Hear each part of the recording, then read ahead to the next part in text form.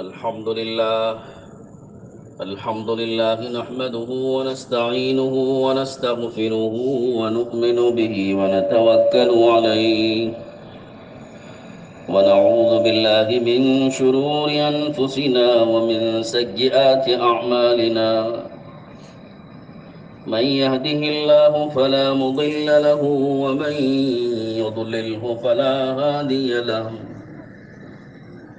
ونشهد أن لا إله إلا الله وحده لا شريك له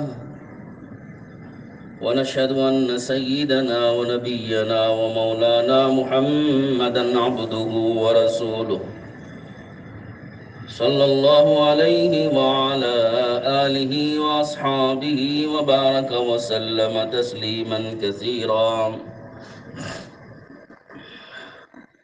أما بعد فأعوذ بالله من الشيطان الرجيم بسم الله الرحمن الرحيم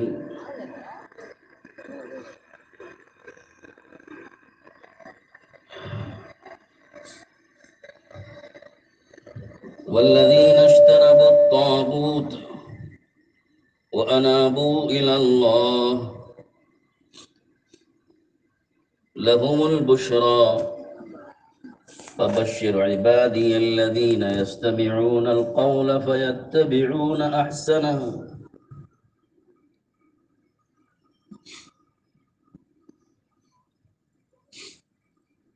أولئك الذين هداهم الله وأولئك هم أولو الألباب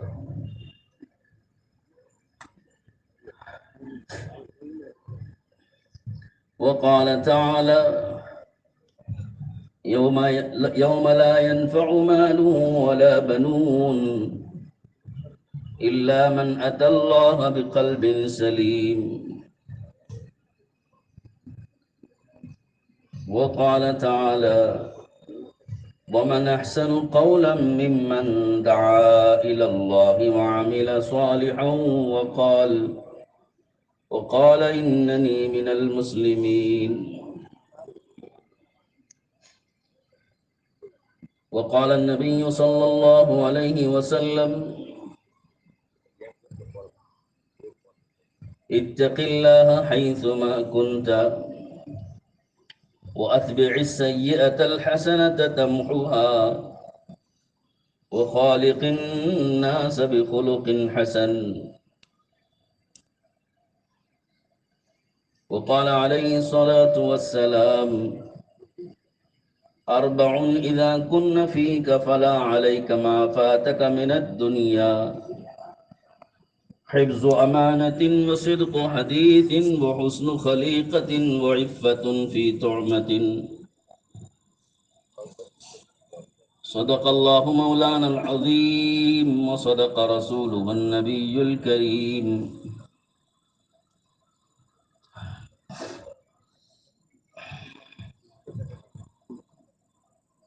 دوستو بھائیو بزرگوں، یہ مبارک مجمع بڑی محنتوں کے بعد اور بڑی دعاؤں کے بعد اور بہت سے درد مندوں کی فکروں کے بعد اللہ کی توفیق سے یہاں جمع ہوا ہے۔ یہ مجمع اعلانات سے نہیں آیا ہے، محنتوں سے آیا ہے۔ گھر گھر فرد فرد پر محنت ہوئی، دعوت چلائی گئی، اس کے لیے دعائیں مانگی گئیں، فکریں کی گئیں، تو اللہ نے اپنے فضل و کرم سے اس مجمع کو یہاں پر بھیجا ہے۔ ہم خود نہیں آئے ہیں، اللہ نے لایا ہے۔ اور اللہ جسے جس کام کی توفیق دے دے وہ بڑا خوش نصیب ہے، بہت بڑی خیر اس کو ملی۔ وَمَن يُؤْتَ الْحِكْمَةَ فَقَدْ أُوتِيَ خَيْرًا كَثِيرًا، جسے حکمت کی بات ملی، دین کی سمجھ ملی، دین ملا، اسے بہت بڑی خیر ملی، اور فرمایا کہ وَمَنْ يُرِدِ اللَّهُ بِهِ خَيْرًا يُفَقِّهْهُ فِي الدِّينِ، جسے اللہ خیر سے نوازنا چاہتے ہیں، خیر سے مالا مال کرنا چاہتے ہیں، اللہ ان کو دین کی سمجھ دیتے ہیں۔ تو یہاں آنا اس بات کی علامت ہے کہ اللہ پاک نے ہمارے ساتھ خیر کا ارادہ فرمایا ہے۔ کیوں کہ دین کو آپ نے اور ہم نے سمجھا، تبھی تو یہاں دین کی نسبت پر آئے۔ تو اتنی بھی دین کی سمجھ مل گئی تو سمجھو اللہ نے خیر کا دروازہ کھول دیا، کہ اگر اتنی بھی سمجھ ہمیں مل گئی کہ دین ہماری ضرورت ہے اور ہمیں دین چاہیے اور دین کی نسبت پر ہمیں جمع ہونا چاہیے، دینی اجتماع میں جانا چاہیے، دینی مجلس میں بیٹھنا چاہیے، اور دین کی بات سننا چاہیے اور دین کی بات پر عمل کرنا چاہیے۔ اگر دل میں اتنا بھی خیال اور ارادہ پیدا ہوا تو یوں سمجھو اللہ نے بہت بڑی خیر کا ہمارے ساتھ ارادہ فرما لیا ہے۔ اب یہاں سے خیر کے دروازے کھلیں گے، اور جب خیر کے دروازے اللہ کھولیں ہمارے اوپر تو یاد رکھو یہ بات کہ اللہ جب خیر کا دروازہ ہمارے سامنے کھولے تو خیر کے راستے پہ چلنے میں بخل نہیں کرنا چاہیے، اور خیر کے راستے پہ چلنے میں پست ہمت نہیں ہونا چاہیے، اور خیر کے راستوں پہ چلنے میں پیچھے نہیں ہٹنا چاہیے۔ ہاں، پیچھے نہیں ہٹنا ہے کہ خیر کا راستہ جب اللہ کھول رہے ہیں اور خیر کے راستوں کو اللہ نے ہمارے سامنے رکھا ہوا ہے اور خیر کے راستے اللہ سمجھا رہے ہیں تو پھر اس پہ پڑ جانا چاہیے، ان خیر کے راستوں پہ اپنے آپ کو ڈال دینا چاہیے اور اس پہ پڑ جانا چاہیے۔ کیوں کہ وہ تو خیر ہے، شر نہیں ہے۔ شر کے راستے سے اپنے کو تو پیچھے ہٹائے، لیکن جب خیر کے راستے آ رہے ہیں سامنے تو وہاں پیچھے نہیں ہٹانا ہے، آنکھ بند کر کے اپنے کو ڈالنا ہے۔ سوچنا سمجھنا یہ بھی صحیح نہیں، سوچے سمجھے بغیر اپنے کو ڈالو۔ ہاں، پہلے آدمی کرے پھر سوچے۔ دنیا اور شر کے راستے پہلے سوچنے سمجھنے کے ہیں، پھر کرنے کے ہیں، پھر یہ فیصلہ کرنا ہے کہ اس کو کرنا ہے کہ نہیں کرنا ہے۔ لیکن جو دین کے راستے ہیں اور خیر کے راستے ہیں، جب وہ اللہ ہمارے سامنے ڈالیں تو اس کو پہلے کر لینا ہے پھر سوچنا ہے۔ ہاں، کیوں کہ وہاں تو نفع ہی نفع ہے، نقصان کا سوال ہی نہیں۔ تو یہاں آئے ہیں آپ حضرات تو دل میں ارادہ لے کر آئے ہیں کہ مجھے دین کی بات سننا ہے اور سمجھنا ہے اور دین کے راستے پہ چلنا ہے، یہ ارادہ لے کر ہی آپ آئے ہوں گے۔ اگر دل میں نہیں ارادہ ہوا ہے، ویسے ہی آ گئے ہیں، تو اب ارادہ کر لو، اب نیت کر لو کہ بھائی مجھے دین کی بات سننا ہے اور دین کی بات پر چلنا ہے اور دین کے کاموں میں اپنی جان مال لگانی ہے اور اس میں حصہ لینا ہے۔ ارادہ کر لو۔ کہ آدمی یہاں بیٹھے بیٹھے بھی اگر نیت اور ارادہ اپنا صحیح کر لے پھر اللہ رب العزت راستے کھولیں گے اس کے اوپر۔ جو میں نے قرآن کی آیت پڑھی اس آیت میں اللہ نے یہ فرمایا ہے وَبَشِّرْ عِبَادِ الَّذِينَ يَسْتَمِعُونَ الْقَوْلَ فَيَتَّبِعُونَ أَحْسَنَهُ۔ تو علماء نے لکھا ہے استماع کہتے ہیں ارادے سے سننے کو۔ جو اپنا ارادہ لے کے کہ مجھے دین کی بات سننا ہے، سمجھنا ہے، اس پر عمل کرنا ہے، یہ ارادہ لے کے جب آدمی بات سنتا ہے تو اللہ رب العزت عمل کی بھی توفیق دیتے ہیں، اور ایسوں کو اللہ پاک نے قرآن میں فرمایا کہ ان کو خوشخبری سنا دو کہ جو ارادے سے دین کی بات کو سننا چاہتے ہیں، سمجھنا چاہتے ہیں، عمل کرنا چاہتے ہیں، اپنے ارادے سے خیر کے راستے پہ پڑھنا چاہتے ہیں اور اچھے سے اچھے طریقے پر اس کو عمل میں لانا چاہتے ہیں دین کی بات کو، تو فرمایا ایسوں کو تم خوشخبری سنا دو۔ فبشر عباد کہ ایسے میرے بندوں کو خوشخبری سنا دو۔ تو اس لیے میری گزارش اس مجمع سے پہلی یہ ہے کہ ہم اس وقت میں دین کی بات کو سننے کا، سمجھنے کا اور اس کو عمل میں لانے کا ارادہ کر کے شروع کریں، اور ارادے سے بیٹھیں گے بھائی انشاءاللہ، اور نیت لے کے۔ نیت کا اثر پڑتا ہے، نیت کا اثر پڑتا ہے، جو نیت آپ کرو گے اس نیت کا اثر پڑے گا۔ تو ہم نیت کریں کہ ہم انشاءاللہ سنیں گے اور عمل کریں گے۔ اللہ توفیق نصیب فرمائے۔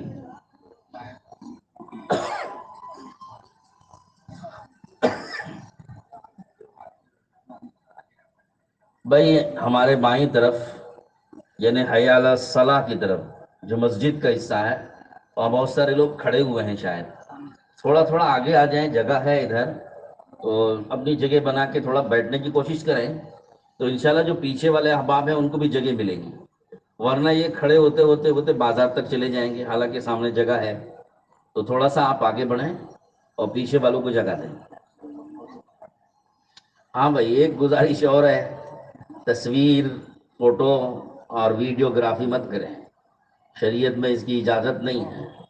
تو جو چیز، جو خیر ہم لینے آئے ہیں، اس خیر کے محرومی کے یہ اسباب ہیں۔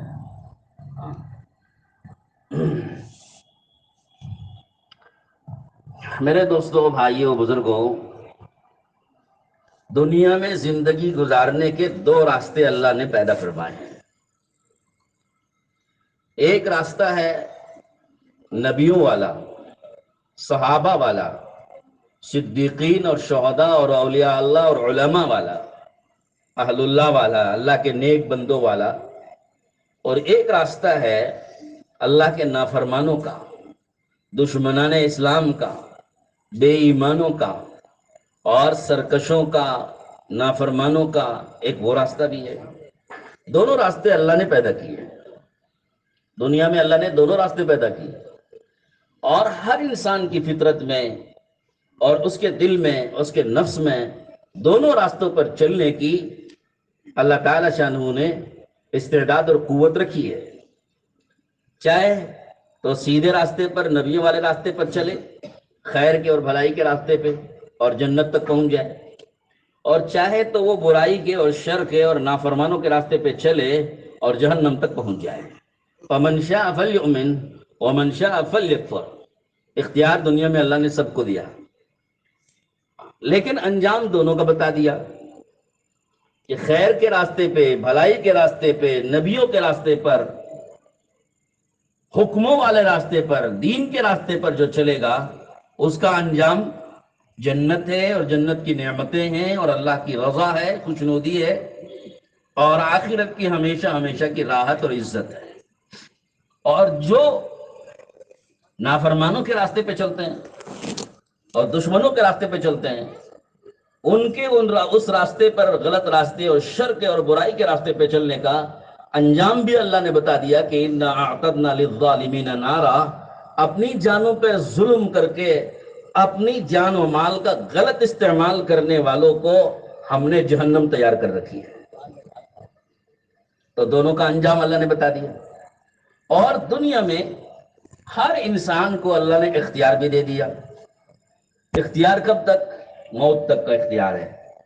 آپ چاہے اس راستے پہ چلو، خیر کے راستے پہ چلو، جو خیر کے اور بھلائی کے راستے پہ چلنا چاہ رہا ہے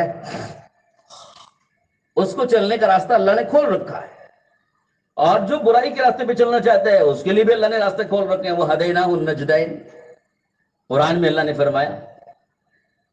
اب اگر کوئی برائی کے راستے پہ چلنا چاہتا ہے، نافرمانوں والے راستے پہ چلنا چاہتا ہے، تو اس کو یہاں کوئی نہیں روکے گا، کوئی نہیں روکے گا، اور اس کو چلنے دیا جائے گا۔ اس کو اختیار ہے۔ یہ دنیا میں اختیار اللہ نے دیا، اس لیے دیا ہے کہ دنیا امتحان کی جگہ ہے، اور یہ اختیار بھی انسان کو اس کی موت تک کا ہے۔ موت آ گئی، سارا اختیار ختم۔ اب نہ وہ اپنی آنکھ، اپنی زبان، اپنے کان، اپنا دماغ، اپنے ہاتھ اور اپنے پیر، کسی چیز کو آپ استعمال نہیں کر سکتا، نہ خیر میں نہ شر میں۔ موت تک کا اختیار ہے، جسے خیر پر چلنا ہے، خیر پر چلنے کا دروازہ کھلا ہے، اور جسے شر پہ چلنا ہے، شر پہ چلنے کا دروازہ کھلا ہوا ہے، اختیار دونوں کو ہے، رکاوٹ کہیں نہیں۔ ہاں، کوئی زبردستی نہیں کرے گا کہ آپ کو نماز پڑھنی ہی پڑھنی ہے، آپ کو روزہ رکھنا ہی رکھنا ہے، آپ کو تو حج کرنا ہی کرنا ہے، زکوٰۃ دینی ہی دینی ہے۔ یہاں پر کوئی زبردستی نہیں کہ آپ کو جماعت میں چلنا ہی چلنا ہے، چلہ تو آپ کو لگانا ہی لگانا ہے، اور 4 مہینے میں چلنا ہی چلنا ہے، اور مسجد والا آپ کو بننا ہی ضروری ہے۔ یہاں کوئی زبردستی نہیں۔ اور اگر کوئی نافرمانی پہ چلنا چاہتا ہے تو کوئی فرشتہ اس کو روکے گا نہیں، ہاتھ نہیں روکے گا۔ یا اگر کوئی غیر محرم کو دیکھ رہا ہے تو آ کے پیچھے سے کوئی آپ کی گردن موڑ دے، کسی غیر محرم پر ہاتھ اٹھایا تو ہاتھ توڑ دے، ایسی عام طور پر رکاوٹ کے دنیا میں اللہ پاک نے اسباب نہیں پیدا کیے۔ اپنے طور پر دنیا میں کسی کے ساتھ واقعہ ہو جائے وہ ہو جائے، لیکن اللہ نے ایسا کوئی نظام نہیں بنایا۔ یہاں نظام یہ ہے کہ فَمَنْ شَاءَ فَلْيُؤْمِنْ وَمَنْ شَاءَ فَلْيَكْفُرْ، کیونکہ دنیا یہ امتحان کی جگہ ہے۔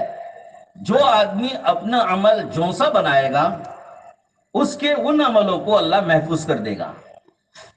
خیر کے راستے پہ چلے، بھلائی پہ چلے تو یہ فرشتے ہیں کرامن کاتبین، دائیں والے فرشتے اس کو خیر کی باتوں کو اور نیکیوں کو لکھ لیتے ہیں، اور جو ادھر بائیں والے فرشتے ہیں اس کی برائیوں کو لکھ لیتے ہیں، اور سب کچھ فائل تیار ہوتی رہتی ہے۔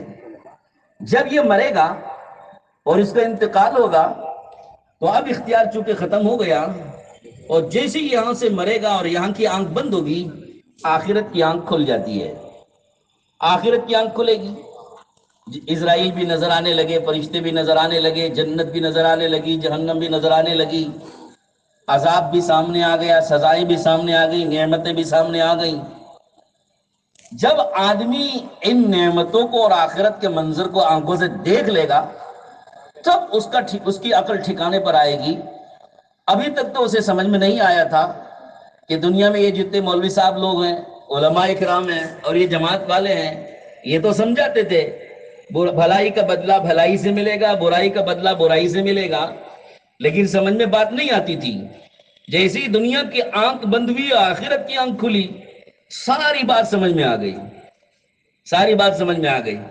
ہاں، پہلے ڈراتے تھے کہ دیکھو نماز چھوڑو گے، جو 5 ٹائم کی نماز چھوڑے گا ایک خود جہنم میں جلے گا۔ 82 سال یا 1000 کافی لمبی عمر ہے، ایک لمبی مدت تک وہ جہنم میں جلے گا۔ خیانت کرنے والے کو یہ سزا ملے گی، اور جھوٹ بولنے والے کو یہ سزا ملے گی، دھوکہ دینے والے کو یہ سزا ملے گی، اور اللہ کے حکموں کے خلاف زندگی گزارنے والے کو یہ سزا ملے گی۔ کہ دنیا میں بات تو سمجھائی جا رہی تھی لیکن سمجھ میں بات نہیں آئی، اور جنت بتائی جا رہی تھی کہ صاحب اگر آپ اطاعت والی، فرما برداری والی، حکموں والی، نبیوں والی راہ پہ چلو گے تو آپ کو جنت ملے گی۔ اور جنت ایسی حسین و جمیل ہے اور ایسی زبردست ہے، مالا عین رأت ولا اذن سمعت ولا خطر علی قلب بشر، کہ اللہ جنت کی نعمتیں ایسی ایسی دیں گے جس کو ہماری اور آپ کی آنکھوں نے دنیا میں کبھی دیکھا ہی نہیں ہوگا۔ ارے دنیا میں کتنے منظر دیکھے ہیں ہم نے، ہاں، اوٹی کا دیکھا ہوگا، پیرس کا دیکھا ہوگا، دہرادون کا دیکھا ہوگا، کشمیر کا دیکھا ہوگا، اور ریزورٹس دیکھے ہوں گے، ہاں، کیا کیا منظر نہیں دیکھے ہوں گے دنیا کی آنکھوں نے۔ تو اللہ کہتے ہیں کہ جنت میں تم آؤ گے نا تو ایسی جنت اور ایسے باغات اور ایسی سینریز دیں گے کہ مالا عین رأت، دنیا کی کسی آنکھ نے زندگی میں کبھی نہیں دیکھا ہوگا۔ ایسی خوشنما منظر اور ایسی نعمتیں، ایسے کھانے کہ کبھی زندگی میں کھایا نہیں ہوگا، ایسے مزے کبھی زندگی میں چکھا نہیں ہوگا۔ مالا اذن سمعت مالا عین رأت ولا اذن سمعت، کانوں نے کبھی زندگی میں ایسی نعمتوں کو سنا ہی نہیں، ولا خطر علی قلب بشر، اور کبھی دل دماغ میں اس کا خیال تک نہیں آیا۔ ایسی نعمتیں دیں گے۔ اب یہ دنیا میں یہ سب سمجھایا جا رہا تھا لیکن سمجھ میں بات نہیں آئی، سمجھ میں بات نہیں آئی۔ ایک شاعر کہتا ہے جیسی کرنی ویسی بھرنی، نہ مانے تو کر کے دیکھ۔ جیسی کرنی ویسی بھرنی، بھلا کرو گے بھلا پاؤ گے، برا کرو گے برا پاؤ گے. اگر نہیں مانتے ہو کر کے دیکھ لو. جیسی آنکھ دنیا کی بند ہو کے آخرت کی کھولے گی سب سمجھ میں آ جائے گا. ہاں، چولیں ہل جائیں گی دماغ کی، اور آنکھیں روشن ہو جائیں گی، دماغ روشن ہو جائے گا، سب سمجھ میں بات آ جائے گی. تو فرمائے جیسی کرنی ویسی بھرنی، نہ مانے تو کر کے دیکھ. جنت بھی ہے دوزخ بھی ہے، نہ مانے تو مر کے دیکھ. یقینی بات ہے کہ جنت ملے گی. جنت والے اعمال اگر کر کے کوئی جائے، اور جہنم میں جائے گا جہنم والے اگر اعمال کوئی کر کے جائے. بات تو پکی ہے، سچی ہے. اس پر اگر کسی کو ایمان نہیں ہے تو وہ اپنی زندگی برباد کرے گا اور آخرت تباہ کرے گا. دنیا میں بہت لوگ ایسے رہتے ہیں جو آخرت کو نہیں مانتے، جنت کو نہیں مانتے، دوزخ کو نہیں مانتے، اور وہ مذاق بھی اڑاتے ہیں کہ ارے بھائی ہم نے تو آسمانوں کے اوپر تک جا کے چاند تک دیکھ لیا، کہیں تو جنت نظر نہیں آتی. اور زمین کی تہ میں نیچے تک پتہ نہیں کتنی اندر تک جا کے دیکھ لیا، جہنم تو کہیں نظر نہیں آتی. یہ ایسی بہلانے کی باتیں ہیں، ڈرانے کے لیے کہہ رہے ہیں. تو جنت دوزخ کے متعلق شک میں لوگ ڈالتے ہیں. مگر میرے بھائیوں، شاعر کہتا ہے کہ جنت بھی ہے دوزخ بھی ہے، نہ مانے تو مر کے دیکھ. ایک میں مثال دوں آپ کو، حضرت مولانا عمر صاحب پالنپوری رحمۃ اللہ علیہ اس کی ایک مثال دیتے تھے. چوہا ہے نا، چوہا گھر میں روزانہ آتا ہے اور گھر کے کھانے پینے کے سامانوں کی سب کی خیر خبر لیتا ہے، اور روزانہ ماشاءاللہ آپ کے کپڑے بھی اور آپ کے کھانے بھی، خوشبودار چیزیں بھی، سب کو ماشاءاللہ وہ اپنے فیض سے فیضیاب کرتا رہتا ہے، سب کو فیض پہنچاتا ہے. آپ نے رات میں بہت استری کر کے آئرن کر کے کپڑے رکھے تھے، صبح اٹھ کے دیکھا تو چوہے میاں نے اس میں سے اپنا حصہ نکال لیا. تو اب چوہے نے ناش کر دیا. حضرت مولانا عمر صاحب رحمۃ اللہ علیہ فرماتے تھے کہ گھر کے سارے لوگ چوہے سے پریشان. اب کیا کیا بھائی، چوہے کو پکڑو، بڑا نافرمان ہو گیا ہے اور بڑا سرکش ہو گیا ہے، اور اس نے تو ناک میں دم کر دیا. اب اس کو پکڑنے کے لیے ایک بون لے کر آتے ہیں، اور اس بون میں کھوپرا، ناریل سوکھا گھی لگا کے اس میں چبا کے رکھتے ہیں اس میں، تاکہ چوہا اس کی خوشبو سونگھ کر کے آئے، اور آ کر اس کو جب کترے گا کھٹ سے وہ کھمبی اس کی جو ہوتی ہے نا وہ ہٹے گی، اور ایک دم سے دروازہ بند ہو جائے گا. یہ ترتیب ہوتی ہے، آپ کو پتا ہے.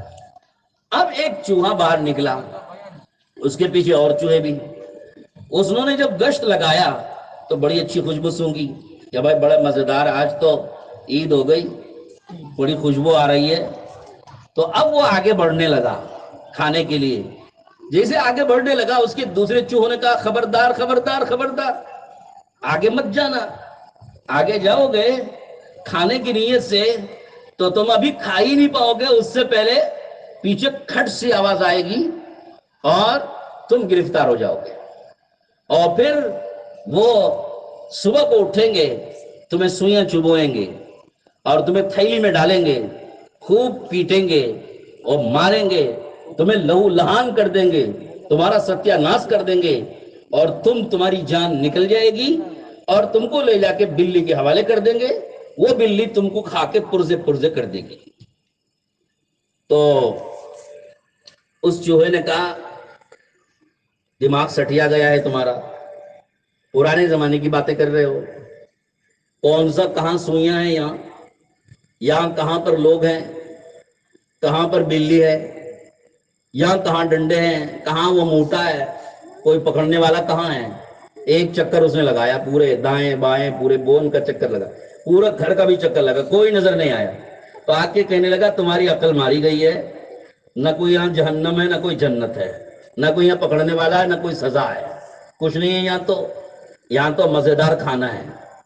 تو بہت سمجھایا اس کو چوہوں نے کہ تجھے اگرچہ کہ نظر نہیں آ رہا ہے، لیکن ہم جو بات کر رہے ہیں وہ سچی ہے. اب تجھے نظر نہیں آئے گا، جب تو پکڑا جائے گا سب تیری سمجھ میں بات آ جائے گی.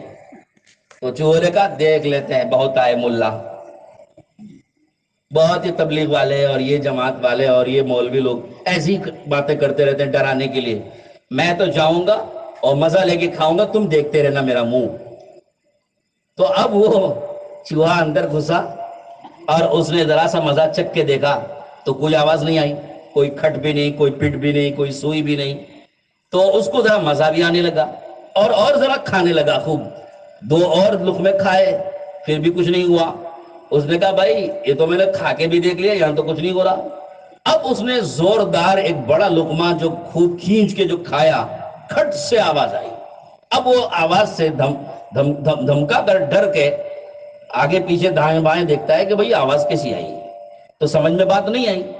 اس نے ڈر کر کے جب باہر نکلنے کا ارادہ کیا تو دروازہ بند تھا. جیسی دروازہ بند ملا، اس کو باہر نکلنے کا راستہ نہیں آیا، سمجھ میں نہیں آیا. تو اب وہ سارے چوہوں کی کہی ہوئی باتیں یاد آ گئی اس کو. اوہو، جو انہوں نے جو کہا تھا نا، اب وہ سارا منظر اس کی آنکھوں کے سامنے دماغ میں گھومنے لگا، دوڑنے لگا. اور صبح کو اس کے ساتھ وہی حشر ہوا جو کہا گیا تھا. حضرت مولانا عمر صاحب رحمۃ اللہ علیہ یہ مثال دے کے کہا کرتے تھے، ہم بھی اسی چوہے کی طرح دنیا کے مزے لوٹنے کے چکر میں اپنی آخرت کو برباد کر رہے ہیں. دنیا کے مزے لوٹنے کے چکر میں اور عیش و آرام کے چکر میں اپنی منمانی، اپنی منچاہی اور اپنی جی چاہی، جو دماغ میں آیا وہ، جو سمجھ میں آیا وہ، جو دل میں آیا وہ، جان میری، مال میرا، وقت میرا، مرضی میری. تم کون ہوتے ہو بولنے والے؟ تم کو عقل نہیں ہے، تمہارا دماغ سٹھیا گیا ہے، تم پرانے زمانے کے لوگ ہو، بیکورڈ لوگ ہیں، اور تم جو ہے پرانی عقل رکھنے والے لوگ ہیں. تم کو تمہاری سمجھ میں کچھ نہیں آتا، تم لوگ تو ایسے ہی بولتے رہتے ہو. تو دنیا میں آدمی مزے اڑانے میں، عیش و آرام میں، نافرمانی میں، جو اس کو لذت مل رہی ہے، گناہوں میں، عیش میں، عشرت میں، عیاشی میں، نافرمانی میں، اور میرے بھائی خدا کے حکموں کو توڑنے میں جو اسے لذت مل رہی ہے، اس لذت کے مزے میں گناہوں میں مست ہے اور ملوث ہے. اسے نہ جنت سمجھ میں آ رہی ہے، نہ جہنم سمجھ میں آ رہی ہے. اللہ کے نبی نے فرمایا، الناس نیام اذا ماتوا انتبہوا، لوگ سو رہے ہیں، ابھی عقل ان کی کام نہیں کر رہی ہے، سمجھ میں ابھی بات نہیں آ رہی ہے. اذا ماتوا انتبہوا، جب موت آئے گی تو جاگ جائیں گے. جب موت آئے گی اور دنیا کی آنکھ بند ہو جائے گی اور آخرت کی آنکھ کھلے گی، ساری بات سمجھ میں آ جائے گی. جہنم بھی، جنت بھی، وہ فرشتے بھی، وہ عذاب بھی، وہ پٹائی بھی، وہ ذلت بھی، وہ رسوائی بھی، وہ عزت بھی، وہ دولت بھی، ساری چیزیں آنکھوں کے سامنے آ گئی. عقل مند انسان کون ہے؟ عقل مند انسان وہ ہے جو مرنے سے پہلے اپنی زندگی کا رخ صحیح کر لے. عقل مندی کا تقاضا یہ کہ جو کہا جا رہا ہے اس کو مانو، اسے سنو، توجہ دو، ذرا پیچھے، ذرا رک جاؤ.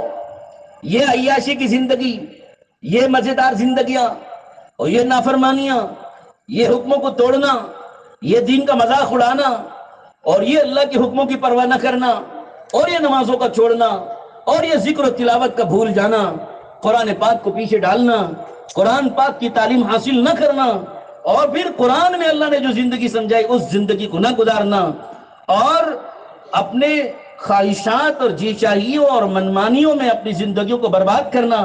کہ اس سے ذرا سا رک جاؤ، سن تو لو بات کو، کیا اس کا انجام ہے، کیا اس کا ٹھکانہ ہے، کیا اس کا نتیجہ ہے. بات تو سن لو، ابھی سمجھ میں نہیں آ رہا ہے، ٹھہر کے ذرا سن لو، اور سننے کے بعد پھر جو کہا جائے بھلی بات، اچھی بات، اس کو اختیار کرو، اپناؤ، اپنی زندگی کا رخ صحیح کرو، یو ٹرن لو. U turn.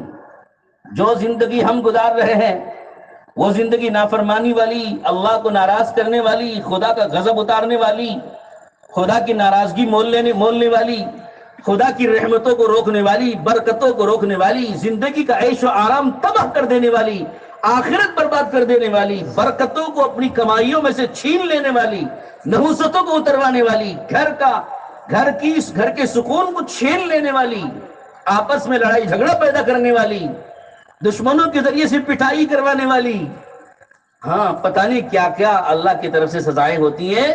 یہ ان تمام سزاؤں کا نتیجہ ہوتی ہیں ہماری اپنی منمانی زندگی کا.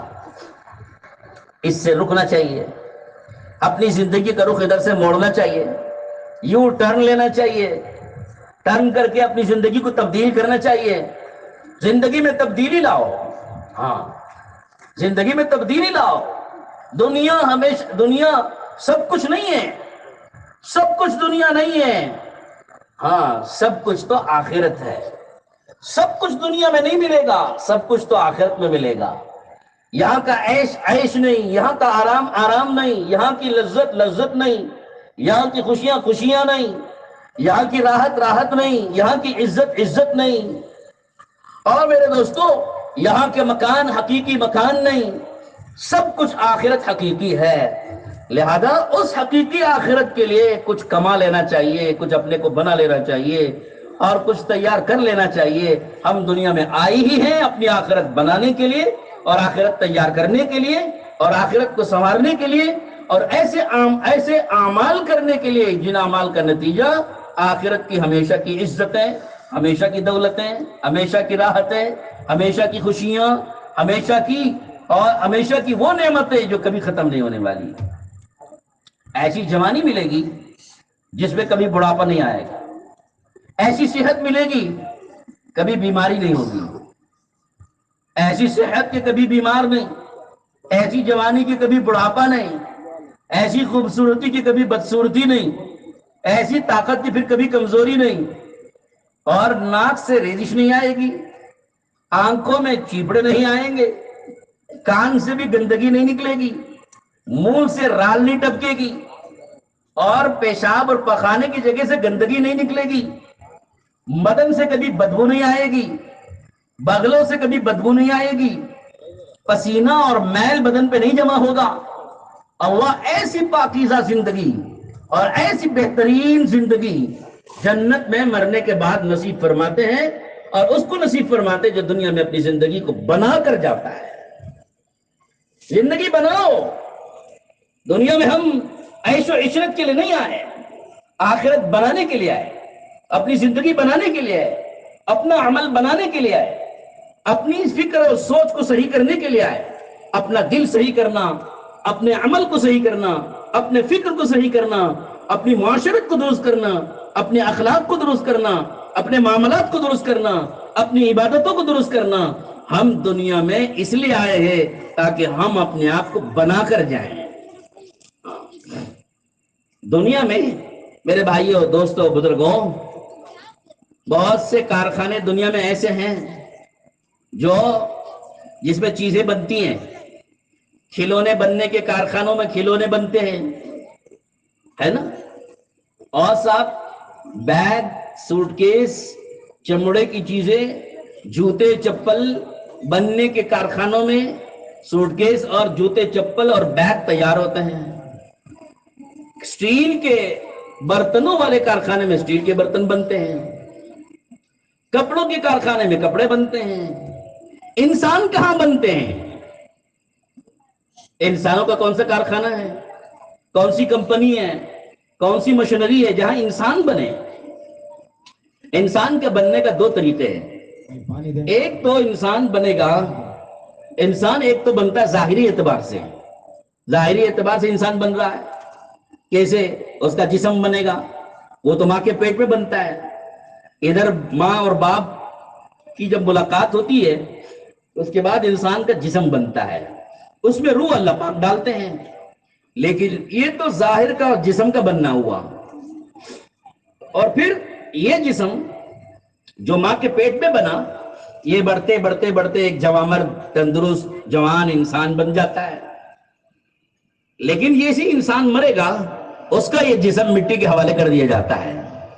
لیکن جب یہ جسم بنتا ہے تو ایک روح اس کے اندر ڈالی جاتی ہے, وہ روح اس کی باقی رہتی ہے. وہ چلی گئی اوپر آسمانوں پہ, اللہ نے اس کو جب وہ ماں کے پیٹ میں تھا 4 مہینے کا تھا تو اللہ نے وہ روح ڈالی تھی. جب یہ مر گیا تو اس روح کو نکال لیا اور وہ اللہ کے ہاں پہنچ گئی. تو اصل روح کا بننا حضرت قاری محمد طیب صاحب رحمۃ اللہ علیہ نے فرمایا ہے انسان 2 چیزوں سے مرکب ہے, ایک جسم سے اور ایک روح سے. جسم پلتا ہے دنیا کے چیزوں سے, زمین سے نکلنے والی چیزوں سے. کیوں؟ یہ جسم دنیا میں تیار ہوا, دنیا کی چیزیں کھا کے نطفہ اور اس سے انسان بنا.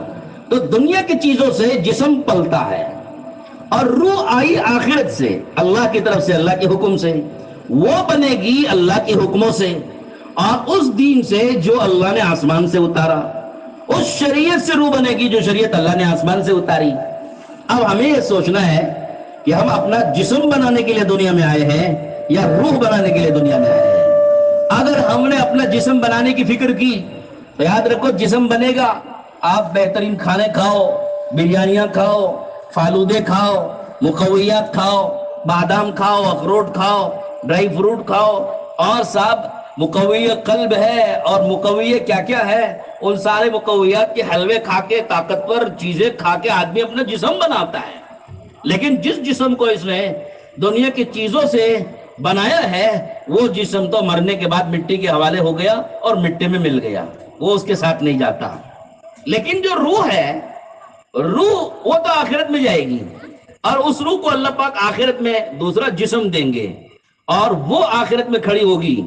تو اصل روح ہے بننا، روح کا بننا اصل ہے، اور روح بنتی ہے اعمال سے، ایمان سے، اخلاق سے، حسن معاشرت سے، اور پاکیزہ بہترین زندگی سے جو اس کو نبی کریم صلی اللہ علیہ وسلم لے کر آئے۔ اس پاکیزہ زندگی سے روح بنے گی۔ اب قیامت میں انسان کے کام آنے والی چیز کون سی ہے؟ ایک تو دنیا میں انسان نے اپنا جسم بنایا، وہ تو قیامت میں کام نہیں آئے گا، چونکہ وہ تو دنیا میں مرتے ہی قبر کے حوالے ہو گیا۔ اور کیا کیا انسان نے؟ کہ اولاد تیار کی، اولاد بنائے، بچے بنائے، وہ بچے قیامت میں کتنا اس کے کام آئیں گے ابھی میں بتا دیتا ہوں۔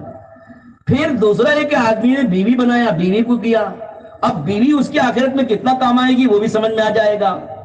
تیسری چیز یہ کہ آدمی نے مال کمایا اور مال جمع کیا، وہ مال قیامت میں کتنا اس کے کام آئے گا وہ بھی ابھی سمجھ میں آ جائے گا۔ قرآن مجید میں اللہ پاک نے فرمایا یوم لا ينفع مال ولا بنون الا من اتى الله بقلب سلیم، کہ قیامت کے دن تو آدمی کو نہ مال کام آئے گا نہ اولاد کام آئیں گے، اس کو تو بنا ہوا دل کام آتا ہے۔ بنا ہوا دل، دل کیسے بنے گا میرے بھائی اور دوستو؟ دل بنتا ہے دل والے اعمال سے، روح بنتی ہے روحانی اعمال سے۔ دل والے عملوں میں سب سے عظیم ترین عمل ایمان ہے، کہ اس دل میں ایمان کو جگہ دو، اللہ تعالیٰ سے تعلق قائم کرو، اللہ سے تعلق پیدا کرو، اللہ پر یقین، اللہ پہ توکل، اللہ پہ بھروسہ، اللہ کے وعدوں پر یقین، اور اللہ تعالیٰ سے محبت، اللہ تعالیٰ سے عقیدت، اللہ تعالیٰ کا خوف، جتنی یہ صفات ہیں جس کا تعلق دل سے ہے، اس کو دل میں جگہ دی جائے گی تو اس سے دل بنتا ہے، اور جب دل بنتا ہے تو میرے بھائی یہ بدن کے سارے اعضاء دل کے تابع ہوتے ہیں۔ آنکھ دل کے تابع، زبان دل کے تابع، کان دل کے تابع، ہاتھ دل کے تابع، پیر دل کے تابع۔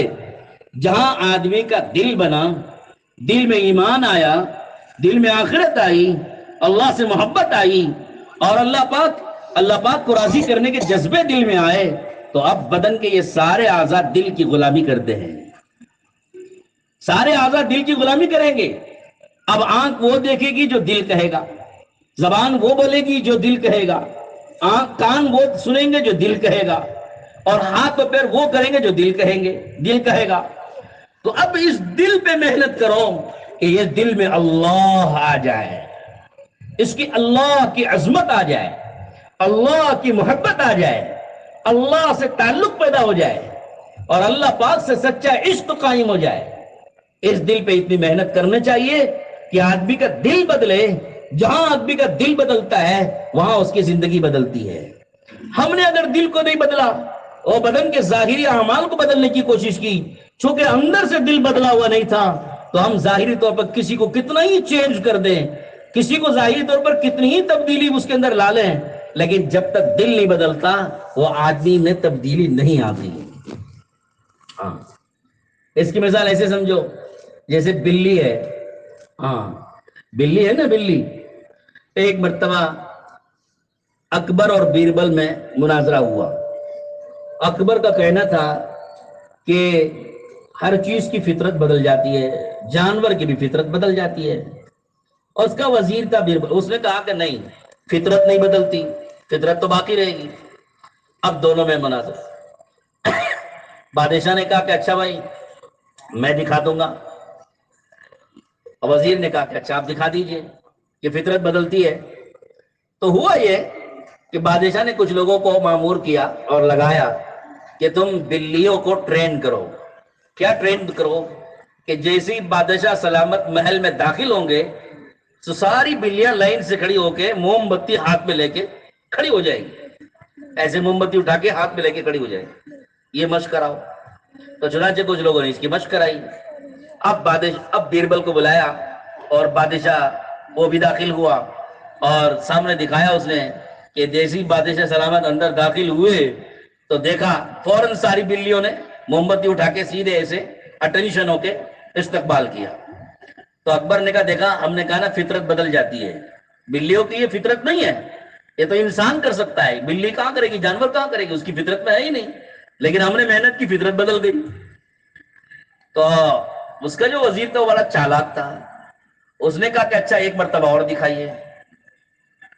اب اس نے اگلی مرتبہ پھر دکھایا کہ جیسے یہ داخل ہوا تو فوراً موم بتی لے کے سب کھڑے ہو گئے۔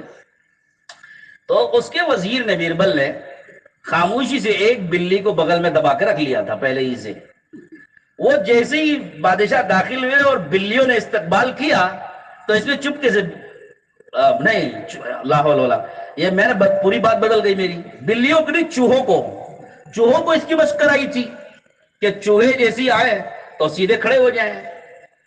تو وہ چوہوں نے محنت کر کے چوہوں کو تیار کیا تھا، چوہے سیدھے کھڑے ہو جاتے تھے۔ تو اس نے بغل میں بلی دبائی اور جیسے ہی چوہے استقبال کے لیے کھڑے ہوئے تو اس بیربل نے چپکے سے بلی چھوڑی تو سارے چوہوں نے موم بتیاں چھوڑی اور ایک دم رفو چکر ہو گئے، سب بھاگے۔ اب بیربل نے کہا کہ دیکھا ہم نے کہا نا فطرت بدلتی نہیں ہے۔ اب وہ پرانی اپنی فطرت پر آ گئے، سارے چوہے اپنی پرانی فطرت پر آ گئے۔ تو میرے بھائیوں، دوستوں، بزرگوں، یہ فطرت انسان کی اس لیے نہیں بدلتی، یہ فطرت جانوروں کی اس لیے نہیں بدلتی کہ ان جانوروں پر محنت نہیں ہو سکتی جیسی محنت ہونی چاہیے، لیکن انسان اپنی ذات میں ایسی خوبیاں رکھتا ہے کہ اگر اس کے دل پر صحیح محنت ہو جائے اللہ جل شانہ اس کی فطرت کا رخ بدل دیتے ہیں، اس کی فطرت کا رخ بدل جائے گا، اس کا دل بدلے گا۔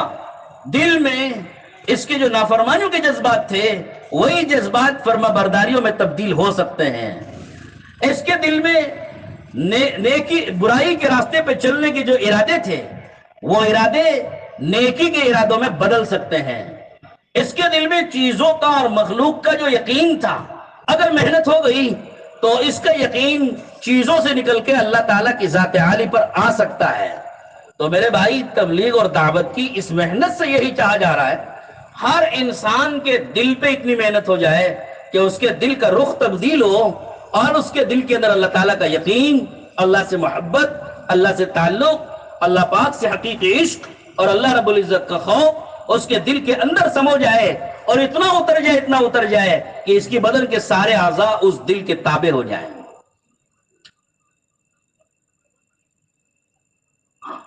اور یہ محنت سے ہوگا۔ جب صحیح محنت دل پہ ہوتی ہے تو انسان کا دل بدلتا ہے، اور جب دل بدلے گا زندگی بدلے گی۔ اب اگر ہم نے دل کو بدلنے کی محنت نہیں کی، ظاہری اعضاء تو بدلے، نمازی بنا دیا، اپنی روب سے، اپنی قوت سے، اپنے اثر سے ہم نے کسی کو نمازی بنا دیا، لیکن نماز اندر نہیں آئی، نماز کے جذبے اندر نہیں آئے تو جب تک ڈنڈا دیکھیں گے نماز پڑھیں گے، جب ڈنڈا ہٹے گا تو نماز چھوٹ جائے گی،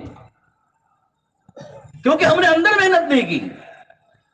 ہمارے میاں جی مولانا یوسف صاحب رحمۃ اللہ علیہ کا ایک جملہ سنایا کرتے تھے کہ نماز سب سے پہلے آدمی کے دل میں آتی ہے، پھر اس کے بدن میں آتی ہے۔ دین پہلے دل میں آتا ہے، پھر ظاہر میں آتا ہے، بدن میں آتا ہے۔ داڑھی بھی اگر چہرے پہ آئے گی نا تو پہلے اس کے دل میں داڑھی کی عظمت آتی ہے، پھر چہرے پہ داڑھی آتی ہے۔ پہلے دل میں سنتوں کا جذبہ آتا ہے، پھر سنتیں عمل میں آتی ہیں۔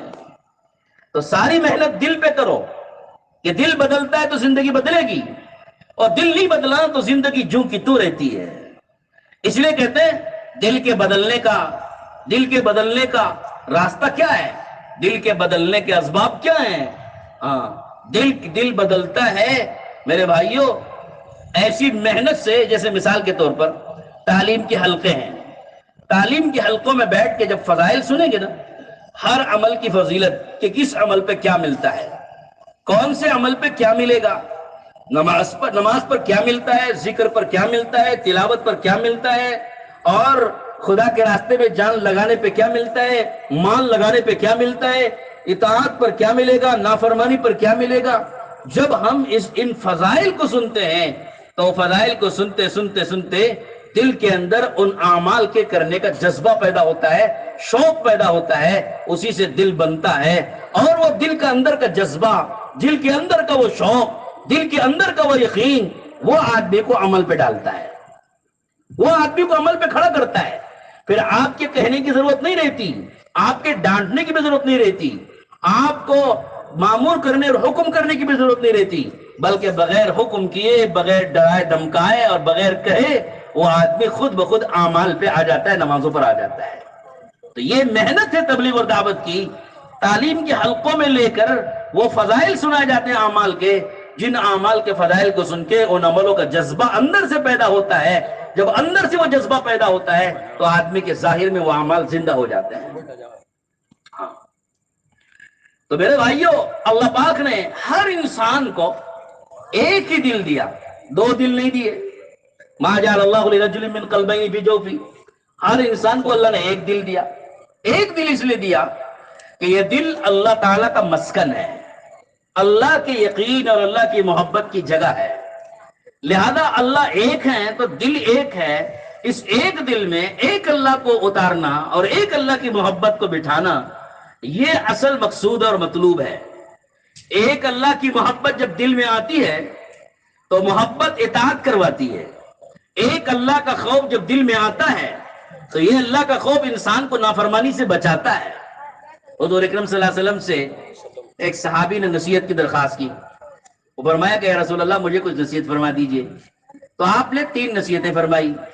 آپ نے فرمایا اتق اللہ حیثما کنت، پہلی نصیحت حضور نے یہ فرمائی کہ جہاں بھی رہو اللہ کا ڈر پیدا کرو۔ آدمی بازار میں ہے، سڑک میں ہے، بس اڈے میں ہے، ہوائی جہاز میں ہے، تنہائی میں ہے، مجمع میں ہے، ہر جگہ کاروبار کر رہا ہے اور لوگوں سے لین دین کر رہا ہے، شادی بیاہ کر رہا ہے، تقریبات میں ہے، جہاں بھی ہے ہر جگہ انسان اللہ کا خوف اپنے دل میں پیدا کرے گا تو یہ خوف انسان کو اللہ کی نافرمانی سے بچاتا ہے، اور اللہ سے محبت یہ اللہ کی اطاعت کرواتی ہے۔ یہ 2 چیزیں علماء نے فرمایا، اہل اللہ نے، کہ یہ 2 چیزیں بڑی بنیادی چیزیں ہیں، ایک اللہ کی محبت اور دوسرے اللہ کا خوف۔ جہاں محبت اللہ کی دل میں پیدا ہوئی وہاں اللہ کی اطاعت کے جذبے پیدا ہوتے چلے جاتے ہیں، اور اللہ کو راضی کرنے کے جذبے۔ ہر وقت یہ فکر میں رہتا ہے کہ کہیں میرا اللہ مجھ سے ناراض نہ ہو جائے، میرا اللہ روٹھ نہ جائے، میرے اللہ کی مرضی کے خلاف نہ ہو جائے، میرے اللہ کے حکم کے خلاف نہ ہو جائے، اور میرے اللہ کے احکامات کی خلاف ورزی نہ ہو جائے، احکامات نہ ٹوٹ جائیں۔ ہر وقت آدمی اس فکر میں لگا رہتا ہے۔ محبت اطاعت کرواتی ہے، اور پھر اللہ کا خوف، کہ اگر آدمی میں اللہ کا خوف ہے تو خوف کی وجہ سے انسان اللہ کے غضب سے اور غصے سے اور لعنت سے اور ایسے تمام اعمال سے جو اللہ کا غصہ، اللہ کی ناراضگی، اللہ کا عذاب، اللہ کی طرف سے لعنت، اللہ کی طرف سے پھٹکار، اللہ کی طرف سے سزائیں آنے کا ذریعہ اور سبب بنتے ہیں، ایسے سارے برے اعمال سے انسان اپنے کو بچا لیتا ہے۔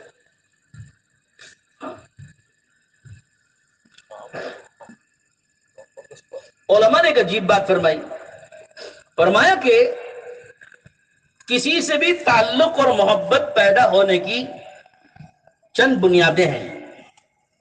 کسی سے تعلق پیدا ہونا ہے، محبت پیدا ہونی ہے تو اس کی چند وجوہات ہوتی ہیں، یا تو ملک و مال ہو، یا جود و نوال ہو، ہاں کہ آدمی کے پاس ملک ہے، مال ہے کسی کے پاس، تو اس وجہ سے آدمی اس سے مانوس ہو جاتا ہے اور اس سے محبت ہو جاتی ہے تاکہ اس کے ملک سے، اس کے مال سے فائدہ اٹھائے۔ اور دوسرا یہ کہ جود و نوال ہے، نوازنے والا ہے، سخاوت کرنے والا ہے، مال خرچ کرنے والا ہے، پیسے دینے والا ہے، خرچ کرنے والا سخی آدمی ہے، اس کی وجہ سے تعلق ہو جاتا ہے، محبت ہو جاتی ہے۔ تیسری بنیاد ہوتی ہے حسن و جمال، کسی کے پاس حسن و جمال ہے، حسن ہے، خوبصورتی ہے، تو حسن و خوبصورتی کی وجہ سے بھی آدمی پیچھے بھاگتا ہے، وہ بھی آپ جانتے ہو۔ 3 بنیادیں ہو گئیں، اور چوتھی بنیاد ہوتی ہے فضل و کمال۔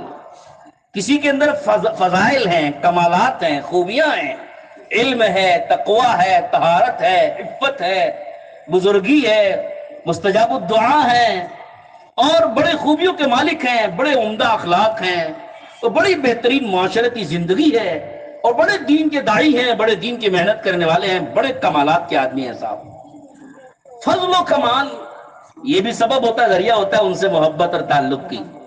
تو یہ 4 بنیادیں، ملک و مال، حسن و جمال، فضل و کمال، جود و نوال، 4 بنیادیں ہوتی ہیں کسی سے تعلق کی۔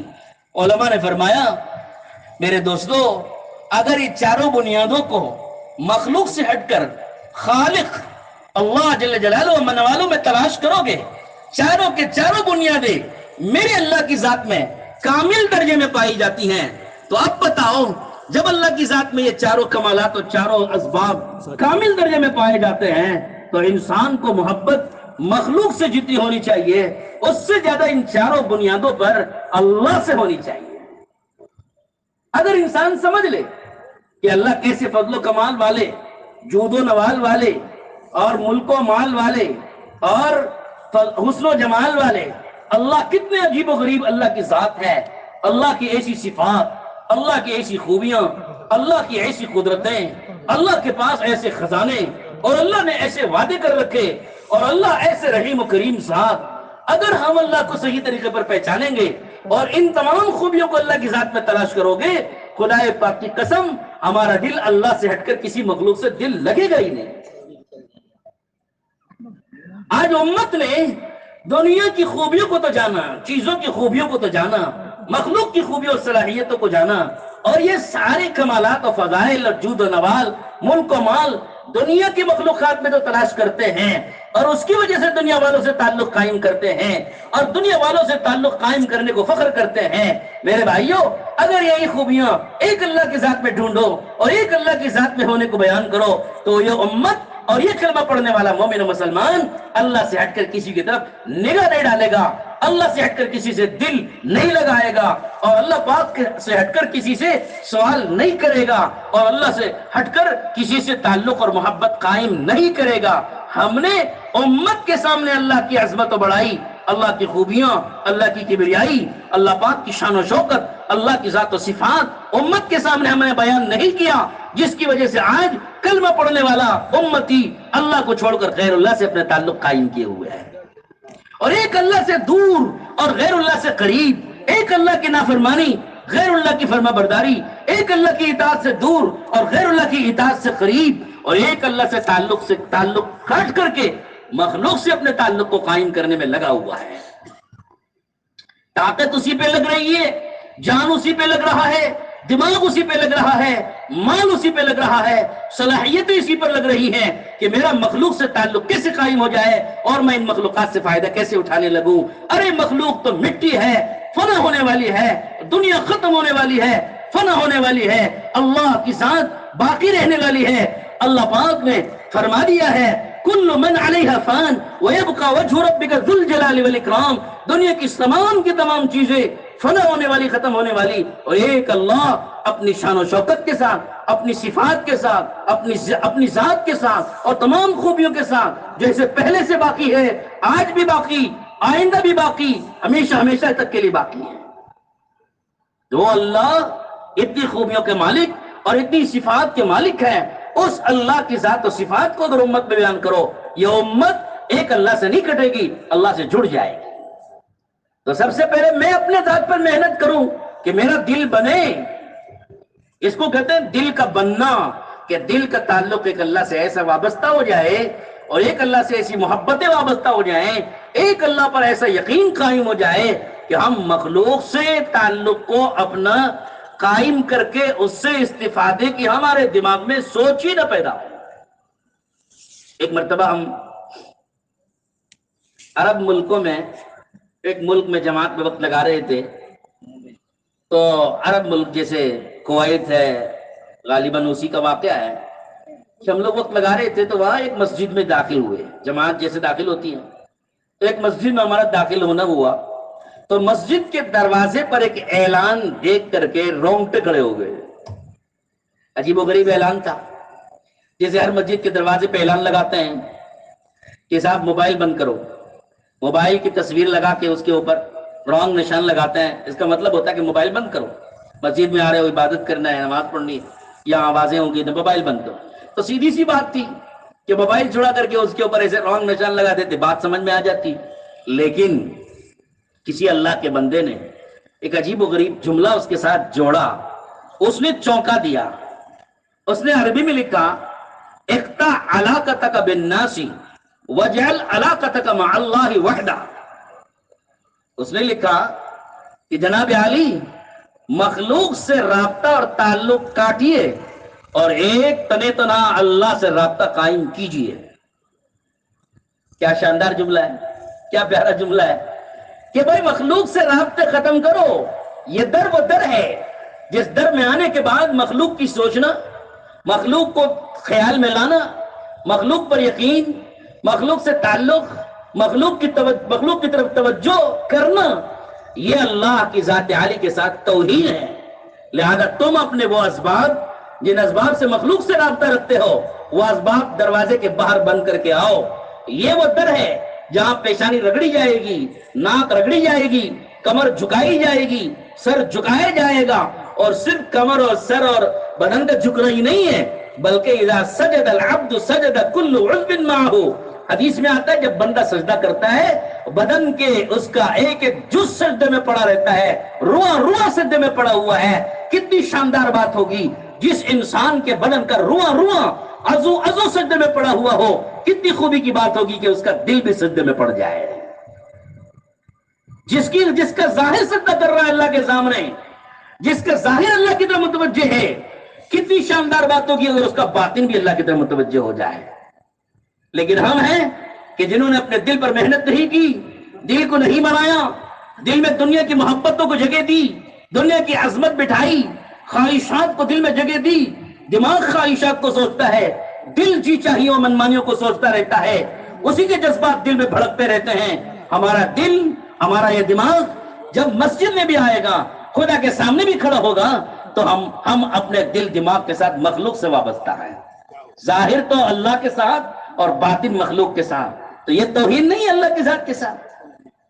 تو اس لیے انہوں نے جو بات کہی ہے نا، پتہ کی بات کہی کہ یہاں یہ وہ در ہے جس در میں اللہ سے تنہا ایک اللہ سے تعلق قائم کرنے کی جگہ ہے۔ یہاں بھی اگر مخلوق سے آدمی تعلق قائم کرے، مخلوق کی طرف دھیان لے کر جائے، تو وہ نمازوں کا کیا حال ہوگا۔ اس لیے حدیث میں آتا ہے قیامت کے قریب نمازیں آدمیوں کی اتنی بگڑیں گی اور اتنی خراب ہوں گی کہ پوری مسجد میں، بھری مسجد میں ایک آدمی بھی خشوع سے نماز پڑھنے والا نہیں ملے گا۔ پوری مسجد میں ایک آدمی بھی خشوع سے نماز پڑھنے والا نہیں ملے گا۔ ہمارا خشوع چلا گیا، دھیان چلا گیا، کیوں کہ دل مشغول ہے مخلوق کے ساتھ، چیزوں کے ساتھ، دنیا کے ساتھ، ساز و سامان کے ساتھ، کاروبار کے ساتھ، دھندے دولت کے ساتھ، مکان دکان کے ساتھ، کپڑے لتوں کے ساتھ مشغول ہے، دل بھی دماغ بھی۔ ارے اس دل کو بناؤ، یہ دل بنے گا اور اس دل میں اللہ کا تعلق اور اللہ کی محبت اور عظمت دل میں اتار کے جاؤ گے، یہ بنا ہوا دل قیامت میں تمہاری نجات کا سبب بنے گا، اور یہ بنا ہوا دل انسان کی کامیابی کا سبب بنے گا، اور یہ بنا ہوا دل انسان کو کام آئے گا۔ جتنا اللہ سے تعلق اور محبت ہوگی اتنا انسان کا عمل بنتا چلا جاتا ہے۔ یوم لا ينفع مال ولا بنون الا من اتى الله بقلب سلیم۔ دل بنایا اور بنا ہوا دل لے کے گئے تو بنے ہوئے دل کی قیمت ہوتی ہے اللہ کے ہاں۔ اس کا ایک ایک عمل وزنی، اخلاص اس میں ہوگا، خشوع خضوع اس میں ہوگا، دھیان اس کے اندر ہوگا، اللہ سے تعلق اس کے اندر ہوگا، اور پھر اللہ پر یقین اس کے اندر ہوگا۔ اب اس کے ہر عمل کی قیمت بڑھ جاتی ہے۔ جو نماز خشوع خضوع سے پڑھی گئی اس نماز کی قیمت بڑھ گئی، جو ذکر دھیان سے کیا گیا اس ذکر کی قیمت بڑھ گئی، جو قرآن شریف اللہ تعالیٰ کے کلام کی عظمت کو دل میں لے کے پڑھا گیا اس کا وزن بڑھ گیا۔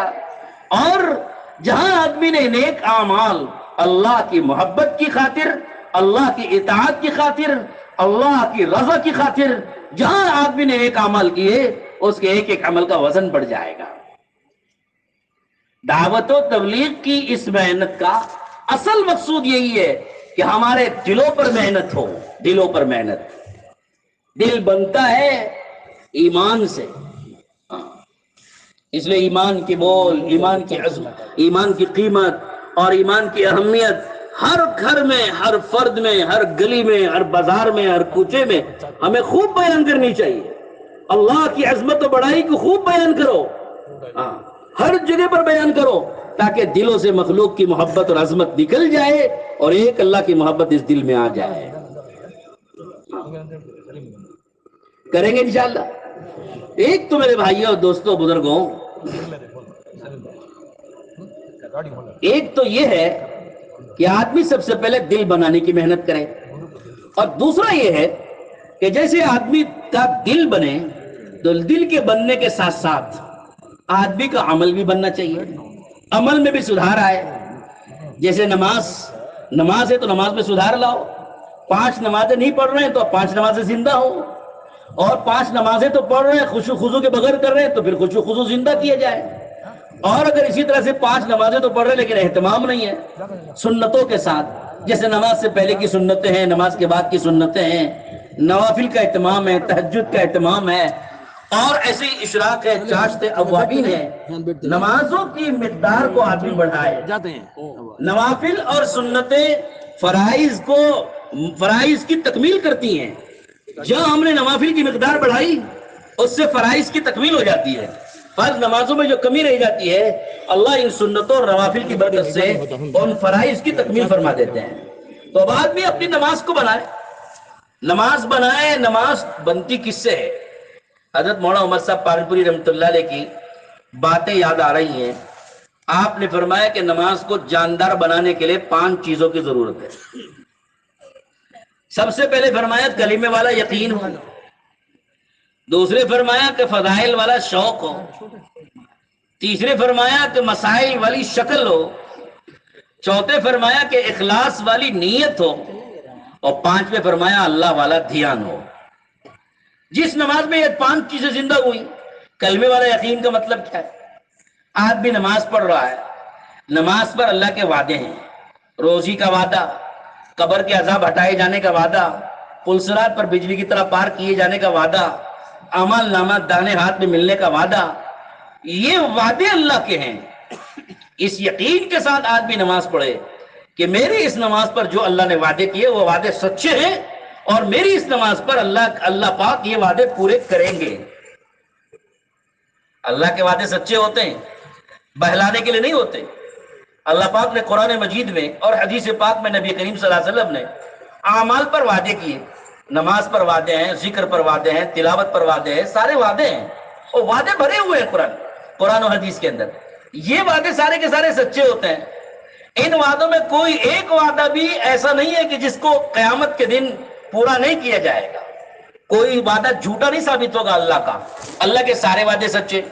چنانچہ قرآن مجید میں اللہ تعالیٰ شانو نے یہ بیان فرمایا، جنتی جو جنت میں چلے جاتے ہیں، جہنمی جو جہنم میں چلے جاتے ہیں، تو جہنم میں جتنے جہنمی چلے گئے شیطان بھی وہاں رہے گا، سارے جہنمی شیطان کو گھیر لیں گے اور شیطان کو لعن طعن کریں گے، خبیث تو نے ہم کو یہاں تک لایا ہے، تیری اطاعت کی وجہ سے ہم جہنم میں آئے، تیری بات مان کر، تیری فرما برداری کر کے، تیری بات سن کر، تیری بات پر یقین کر کے ہم یہاں آئے۔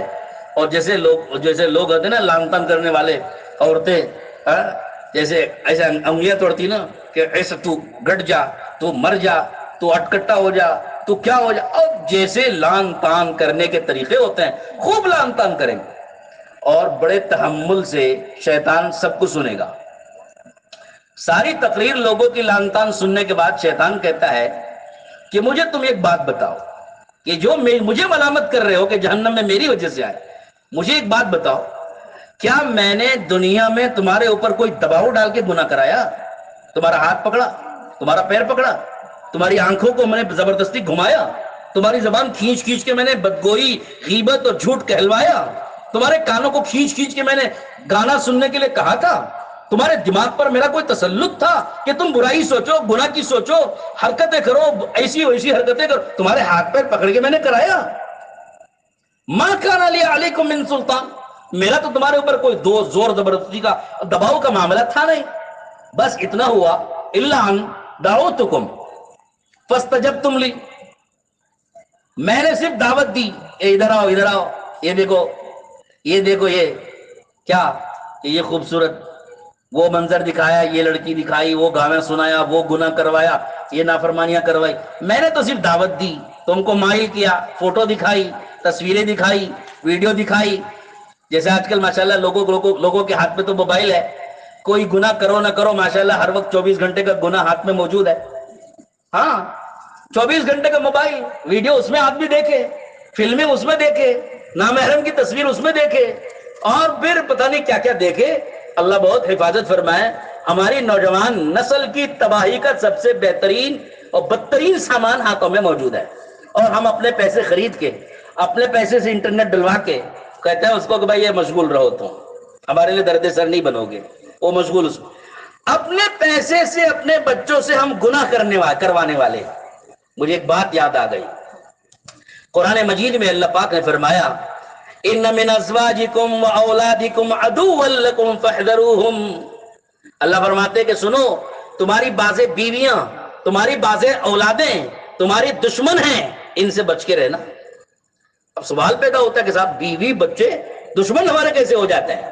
تو وہ تو ہمارے دوست ہیں، ہماری خیر خواہی چاہتے ہیں کہ نہیں، تمہارے دشمن اس طور پر کہ تمہارے بیوی بچوں پر تم نے محنت نہیں کی، دین کی، ان کے جذبے، ارادے، زندگیاں دین والی نہیں بنائیں، تو اب وہ کیا کریں گے؟ اپنی زندگیاں برباد کر رہے ہیں، نافرمانیوں میں، تباہیوں میں، عیش میں، عشرت میں، عیاشی میں، فحاشی میں، عریانی میں، گناہوں میں، گندگیوں میں، پتہ نہیں کس کس میں اپنی زندگیاں گزار رہے ہیں۔ اب ان کے جو جذبات، ارادے، خیالات، خواہشات ہوتی ہیں، اس کو وہ پورا کروانا چاہتے ہیں۔ باپ سے تقاضا کریں گے مجھے موبائل دلاؤ، اور مجھے فلاں قسم کا ڈریس دلاؤ، فلاں قسم کی مجھے چیز دلاؤ۔ اب وہ جو چیز دلانے کا تقاضا بچے کر رہے ہیں اور بیویاں کر رہی ہیں، ان میں سے بہت سی چیزیں خدا کو ناراض کرنے والی، نافرمانی والی، عریانیت، فحاشی اور بے دینی لانے والی، جہنم کمانے والی ہوتی ہیں۔ باپ اپنے بیوی اور بچوں کی محبت میں اطاعت کرنے پر مجبور ہوتا ہے، اور وہ اپنے پیسوں سے خرید کے ان کو دلواتا ہے۔ یعنی یہ بیویاں اور یہ بچے دین نہ ہونے کی وجہ سے باپ سے زبردستی گناہ کے کام کرواتے ہیں، اور ماں اور باپ یہ گناہ کے کام کرنے پہ مجبور ہوتے ہیں۔ تو اللہ نے فرمایا جو باپ کو، جس باپ کو اور اس کی اولاد نہ اللہ کی نافرمانی کروائے، خدا کے غضب اور خدا کے غصے والے اعمال کروائے، اور قیامت میں اس کی وجہ سے اسے جہنم میں جانا پڑے، وہ اولاد اس باپ کی دوست ہے کہ دشمن ہے۔ وہ بیوی، جس بیوی نے باپ سے، اپنے شوہر سے نافرمانیاں کروائیں، وہ بیوی اس کی دوست ہے کہ دشمن ہے؟ فرمایا کہ وہ دشمن ہے۔ اس لیے کہتے ہیں اپنی بیویوں پر اور اپنے بچوں پر محنت کرو، جیسا کہ عصر میں ماشاءاللہ تفصیل سے بات سامنے آئی۔ تو غرض میرے دوستوں، بھائیوں، بزرگوں، بات کیا چل رہی تھی؟ شیطان نے یہ کہا تھا کہ بھائی میرا کیا قصور، دعوتکم، میں نے دعوت دی، بہلایا، پھسلایا اور متوجہ کیا، فاستجبتم لی، تم نے میری بات کو قبول کر لی۔ اور ایسا کوئی تھا نہیں دنیا میں کہ بس میں ہی نہیں دعوت دی، میرے مقابلے میں اللہ نے بھی دعوت دی۔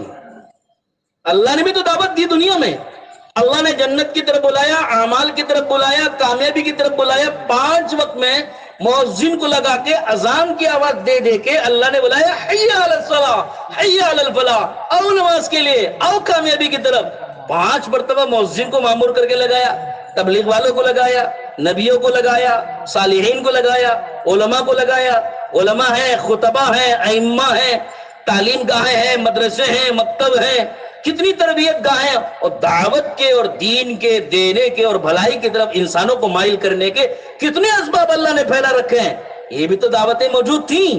2 دعوتیں دنیا میں چل رہی ہیں، ایک باطل کی دعوت ہے، ایک حق کی دعوت ہے، ایک اللہ کی نافرمانی کی دعوتیں ہیں، اور ایک اللہ کی فرما برداری کی دعوتیں ہیں۔ قصور میرا اور آپ کا ہے کہ ہم نافرمانی والی دعوتوں کو تو مان لیتے ہیں، قبول کر لیتے ہیں، اور اطاعت اور فرما برداری والی دعوتوں کو ہم نہیں قبول کرتے۔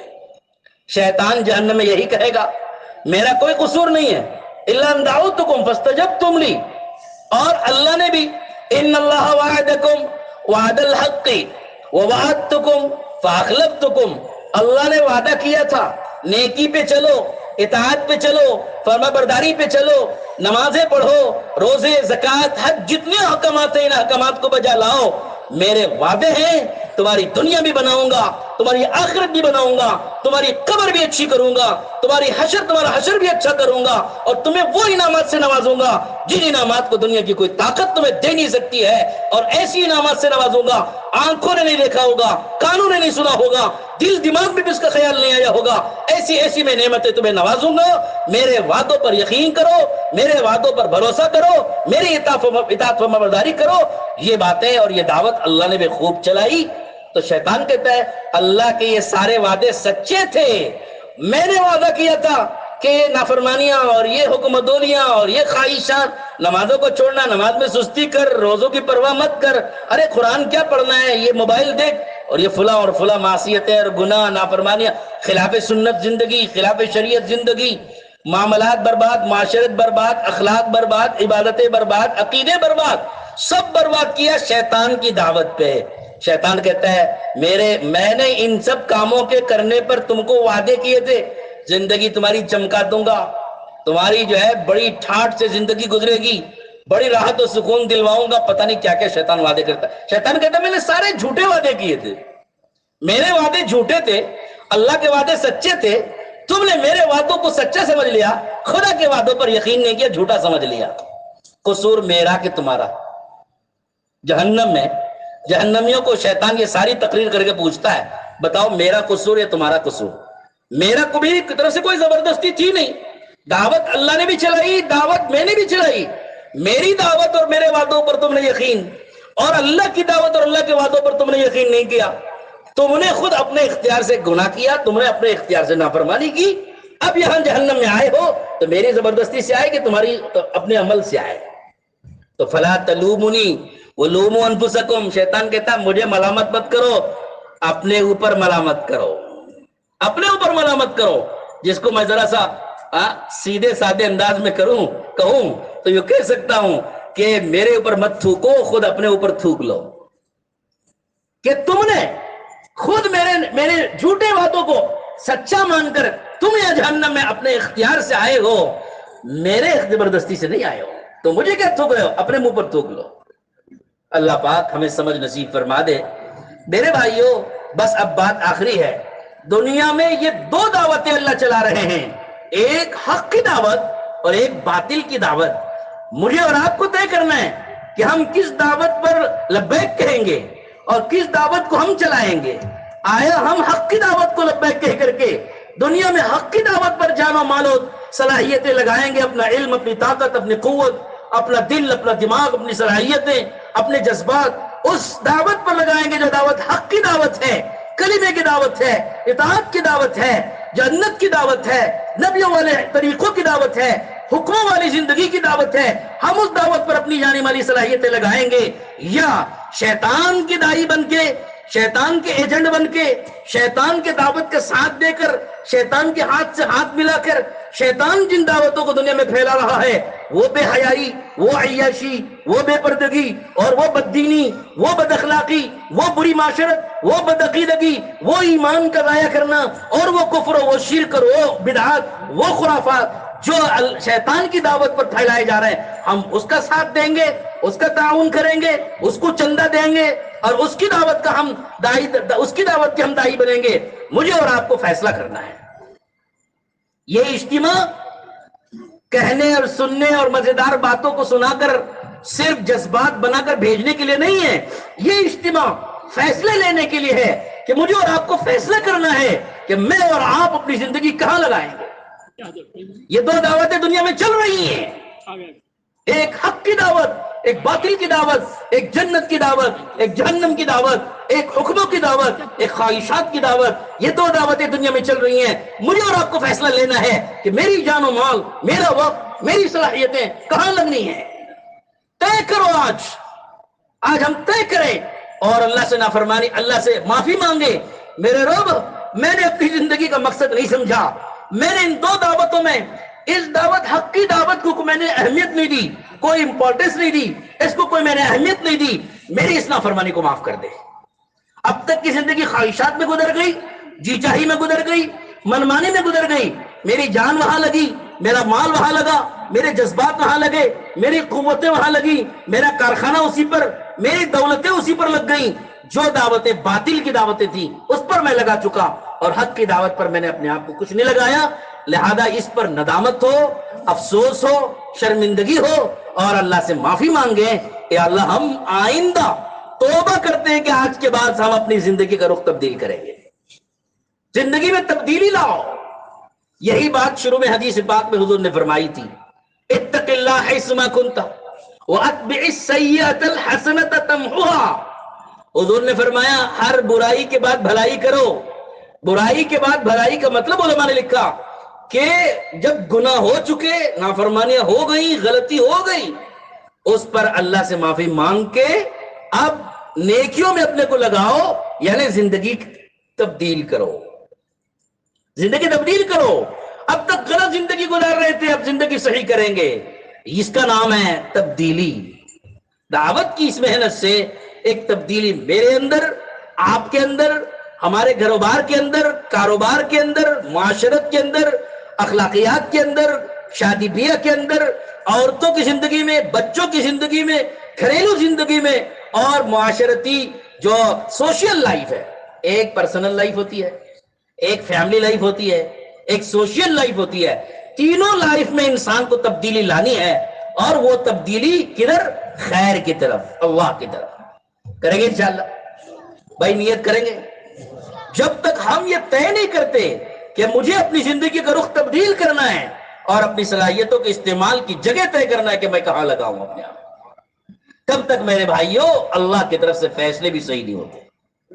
اللہ کا شکر ہے اتنا بڑا مجمع یہاں پر آیا ہوا ہے، اس کا مطلب اللہ رب العزت نے خیر کا ارادہ فرمایا ہے، اور یہ مجمع اگر سارے کے سارا اگر یہ عزم کر لے کہ ہم کو اب کے بعد کی زندگی کا رخ حق کی دعوت میں لگانا ہے، اس کے لیے وقت دینا، اس کے لیے قوت، اپنی جانی مالی قوتیں اور صلاحیتیں لگانا، یہ اگر یہ مجمع آج طے کر لے، مجھے اللہ کی ذات سے امید ہے آپ کا یہ مجمع عالم میں ہدایت کا ذریعہ بنے گا، پورے عالم میں اتنا بڑا مجمع، اللہ اکبر۔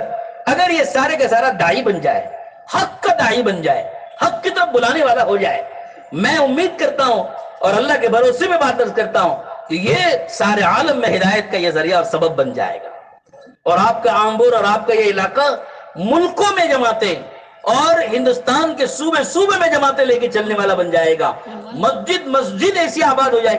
دیکھو میرے بھائی، کم سے کم درجہ ہم اگر زندہ کر سکتے ہوں 100% نمازیں زندہ کر دو، اپنی دعوت کے ذریعے اپنے محلوں میں 100% نمازیں زندہ کر کے دیکھ لو، اللہ حالات بدل دیتے ہیں۔ بس آخری بات، مولانا یوسف صاحب رحمۃ اللہ علیہ فرمایا کرتے تھے، ہم نے بزرگوں سے سنا ہے، فرمایا کہ اگر امت کا 50% طبقہ بھی ایک فریضے پر آ جائے، یعنی نماز پر، 50% طبقہ امت کا ایک فریضے پر آ جائے تو اللہ رب العزت حق کا زوال روک دیں گے اور باطل کا عروج روک دیں گے۔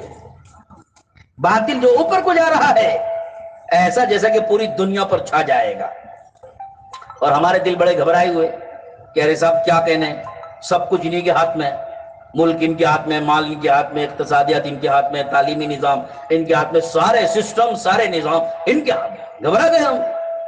ارے میرے بھائیو، ایک فریضے کو زندہ کرنے کی فکر اگر ہم نے کر لی تو ہمارے بزرگ فرماتے ہیں کہ اللہ رب العزت یہ جو باطل کا عروج ہے نا، جو باطل اوپر چڑھ رہا ہے، اس کا عروج اللہ روک دیں گے، اور حق جو نیچے کو جا رہا ہے یہ اللہ روک دیں گے۔ اور پھر فرمایا اگر 50% سے زیادہ طبقہ، تھوڑا فیصد بڑھا دو، 60%, 55%, 50% سے زیادہ طبقہ امت کا ایک فریضے پر آ جائے، یعنی نماز پر، 5 وقتہ نماز پر ایک فریضے پر آ جائے، تو اللہ حق کا عروج شروع کر دیں گے، باطل کا زوال شروع کر دیں گے۔ ہم نے سمجھا نہیں ہے حق کی محنت کے کیا اثرات ہوتے ہیں۔ بارش برستی ہے، زمین تر و تازہ ہو جاتی ہے، اور درخت ہرے بھرے ہو جاتے ہیں، لہلہانے لگتے ہیں۔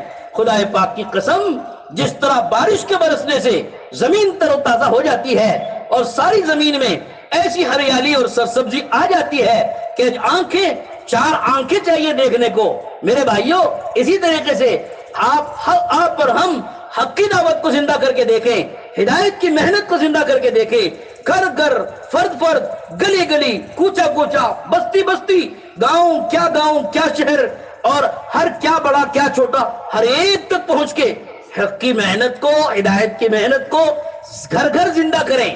اللہ رب العزت ہدایت کی ایسی بارش برسائے گا کہ مردہ دل زندہ ہو جاتے ہیں، جن کے دل باطل کے ترجمان بنے ہوئے ہیں، اللہ ان کے دلوں کو بدل کے حق کا ترجمان بنائے گا۔ جو باطل کا آج ساتھ دے رہے ہیں، اللہ کل ان کے دلوں کو بدل کے حق کا ساتھ دینے والے بنائے گا، اور اللہ رب العزت حالات بدلتے چلے جاتے ہیں۔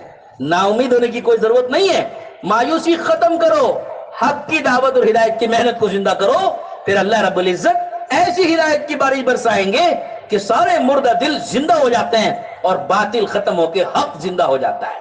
کریں گے بھائی انشاءاللہ؟ اس کے لیے ہم کو ارادے کرنا ہے، عزائم کرنا ہے، نیتیں کرنا ہے، اور یہ طے کرنا ہے سب سے پہلے، میں تو آپ سب سے بڑا آدمی تو نہیں ہوں، چھوٹا سا آدمی، ایک چھوٹی سی گزارش میں آپ سے یہی کرنا چاہتا ہوں، یہ مجمع 100% یہ طے کرے، آج تک جو ہم نے حق کی محنت میں، ہدایت کی محنت میں اپنا جان و مال و وقت جو نہیں لگایا، اس پر ہم اللہ سے معافی مانگیں گے، اور آئندہ نیت کرتے ہیں کہ ہماری جان، ہمارا یہ مال، ہماری یہ صلاحیتیں، ہمارا یہ علم، ہماری یہ قوتیں انشاءاللہ حق کی سربلندی میں، اللہ کے کلمے کو دنیا میں بلند کرنے میں، اور اللہ کے نبی کی پاکیزہ سنت والی زندگی کو پوری دنیا میں عام کرنے میں لگائیں گے۔ بولو بھائی، کرو گے انشاءاللہ؟ کتنے حضرات ہیں یہ نیت کرتے بھائی؟ ماشاءاللہ ماشاءاللہ، اللہ پاک قبول فرما لے۔ اللہ اس منظر سے بڑے خوش ہو رہے ہیں۔ اگر اللہ نے یہ بات قبول فرما لی ہمارے حق میں تو میں سمجھتا ہوں ہمارا کام بن گیا۔ اب نیتیں کر کے، جیسے آپ نے ہاتھ اٹھایا کہ بھائی ہم ہدایت کی محنت میں اپنی جان مال لگائیں گے، ہم یہ چاہتے ہیں کہ اس اجتماع سے 4 مہینے کی اور چلے کی جماعتیں چلیں، اور آپ لوگ اس میں جماعتوں کے چلنے میں ہمارا تعاون کریں۔ ذرا کھڑے ہو جائیں۔ جتنے لوگوں نے اب تک نام لکھایا تھا ان کی ترتیب بن گئی، وہ تو الحمدللہ بیٹھے رہے ہیں، الحمدللہ 7-8 جماعتیں، انشاءاللہ اس سے بھی زیادہ جماعتیں بنیں گی۔ جنہوں نے اب تک نام لکھایا تھا وہ تو ذرا اطمینان سے تھوڑی دیر بیٹھیں۔ یہ ایک نیا مجمع، جن کو ابھی دل میں بات آئی اور ابھی ارادہ ہوا کہ ہم اس اجتماع سے 4 مہینے یا چلہ کم سے کم ضرور چلیں گے، ایسے افراد ذرا کھڑے ہو جائیں۔